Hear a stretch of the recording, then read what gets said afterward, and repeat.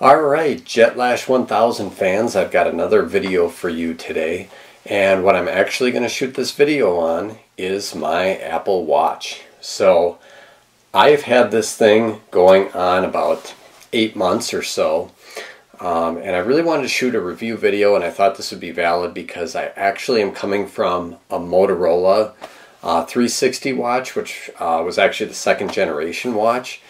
And I wanted to kind of do a quick review on the Apple Watch because I like it better, and I want to kind of go through some of the features and reasons why I like this better. First and foremost, it's backed by Apple. So Apple, as you know, is very good at simplifying things, and as features or apps don't work correctly, they fix them in subsequent updates. And actually, right now it's June of 2018, and later this fall they're releasing the newest version of the software, or operating system I should say, for this watch, which is very exciting, and they get you very pumped up about it. So what I'm going to do is go through a few things here with you, and just show you the basic functionality of the watch as it sits right out of the box. Alright, so if we dig right in here, you're going to see this is the main screen. And before we jump into that, I'm going to show you, I actually have a third-party watch here off of Amazon. This ran me, I think, about $15. The Apple Watch bands are very expensive. So, you know, if you can do without and just get a generic one, they work just as well. I've had no issues with any of the watch bands I purchased off of Amazon.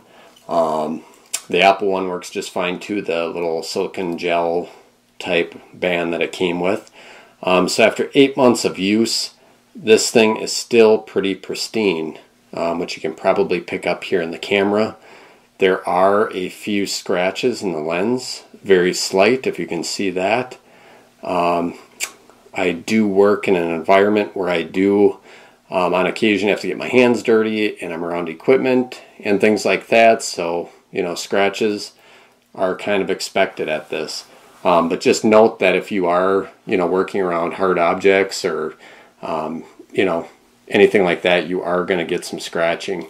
The back is held up very well, and I've had no issues there over the past 8 months. And we got a shot of the speaker and the microphone. So again, this is the Series 3 watch. And let's go ahead and dig in. So it does require a passcode, which is good when it's off your wrist. And this is the main screen that greets you. And the nice thing about the Apple Watch is swiping to the left or right like this will change the watch faces. So kind of cool. We've got Woody here. This is always a crowd favorite if you're around kids at all. They like this. Woody will do different animations and things. And the animations look really crisp and clear on this screen. This screen is right up there with all the other Apple products. It just fits in very, very well. The graphics, hopefully this picks it up, are just phenomenal. Some of the other watch features, so we've got a world picture of the world here where we're at, and then as you spin it, it shows you hour by hour what's going on. As far as the sunset, sunrise, you can spin it around. Pretty cool. If we go to another one, we got Minnie Mouse. And in settings, you can turn it on where she'll actually tell you the time, and pretty cool. There's another one there showing the sunset. So a lot of different features here, a lot of cool things. Different ones that can be more focused towards your activities for the day. But typically speaking, I will leave it up on one that is more fit for work. That just shows me the basics and what meetings I have coming up. So I typically, you know, or this one's nice too, where it shows, you know, more of a workout focus. You can click on any of these little buttons and it'll take you right to it. You can click on the battery, and again, your button to get out of any screen is just to tap on the crown. If you tap on the crown twice, it'll pull up your last used app, and if you hold down on it, hey Siri, you're pretty. You actually get Siri. In the cloud, everyone's beautiful. Oh, that's beautiful. So that's what we get there. Click out to get out of Siri. If you click on the calendar, it pulls up your calendar, and this is something that's, you know, whatever the calendar is on your phone, it'll connect to the watch. So that's pretty cool there too. Again, click out. If you hold down, there's a second button on this side on the bottom. If you tap it once, it's going to show your most recently used apps, and you can actually close out of the apps much like you could with the phone, the iPhone. So that's kind of neat. If you want to force close out of everything, you can just do that and then hit the X. Again, hit the crown to get back to the main screen. Now when you're at the main watch screen, if you click the crown once, it's going to take you to all of your apps.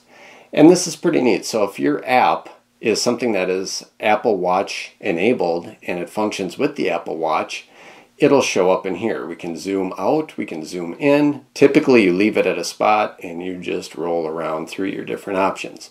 I do like the way this looks better than the Motorola watch quite a bit. And I just like that everything always works on this, and that was not the case with the Motorola. The Motorola, the step pedometer actually stopped working after some time. So here it gives you a resting heart rate, current heart rate. So apparently doing this video is getting my blood pumping. Good job, guys. So click out of that. Another one that I think a lot of you are going to use is the running and walking and just general exercise. So it gives you a whole host of different options. So if you click on something like indoor run, to improve accuracy, blah, blah, blah, blah, blah, okay, ready, and here we go. And as you're on your walk, it's going to give you all of your stats. Cool thing is this instantly connects to your phone. So I'll end that.